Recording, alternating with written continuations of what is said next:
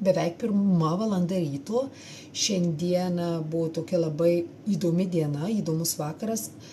Prasideda nuo kitos savaitės Ryano atostogos, tai ta proga mes nuėjome truputėlį pasėdėti, grįžome namo, aš, Ryanas ir taip pat Simonas privažiavo, pasėdėjome, gerai praleidome laiką, jie pažaidė biliardą, na ir Simonas po to išvažiavo namo į savo butą ir gal už gerų 30 minučių priėjo vyras prie manęs. Ryano nebuvo, jisai buvo nuėjęs kalbėti su savo draugu.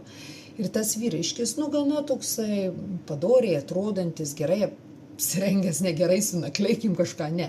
Tvarkingas vyras, atrodo. Na ir jisai sako, jūs labai graži moteris ir aš jūs matau čia gana dažnokai su, nežinau, ar tai jūsų sūnus sako ar ne, bet mane domina jūs. Ir aš norėčiau jūsų ar tai telefonu, gal kavos nueiti išgerti kartu. Mačiau, sako, buvote su vienu vyriškiu, tai nežinau, ar tai jūs susiję kažkas vienas kitu, bet kadangi jisai išėjo, tai aš paklausiu.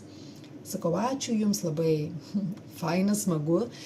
Taip, tai mano buvęs vyras ir ačiū, kad pakvietėte kavos ir susidomėjimą. Ne tai, kad ačiū, bet dėkui. Thank you.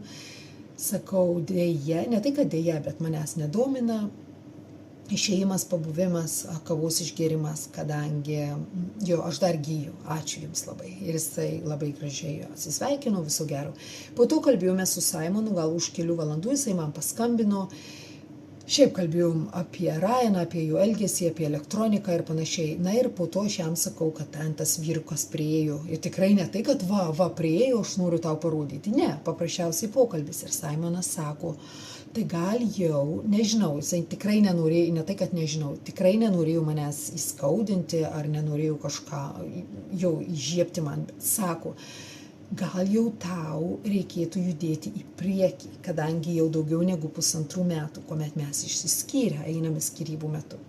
Ir aš po to jam sakau, kad moteris nešoka arba nepuola į kitus santykius, arba eiti į pasimatymus, arba eiti išgerinėti ar kažką, nežinau, kiekvienas kitaip, tai nereiškia, kad jinai nejuda į priekį, arba ta moteris ar vyras, kur atvirkščiai, ar eina ir balevoja, ir ulevoja, ir eina gulinėti su kitais, tai nereiškia, kad jau jie pajudėjo į priekį. Yra labai svarbu žinoti, ką tu jauti savo širdyje ir tu gali judėti į priekį, būdama tyli. Tau nebūtina eiti, balevoti, gerti, išsidirbinėti, jeigu nori, tu nori, kad tu judėtum į priekį, tu gali ir tai daryti be jų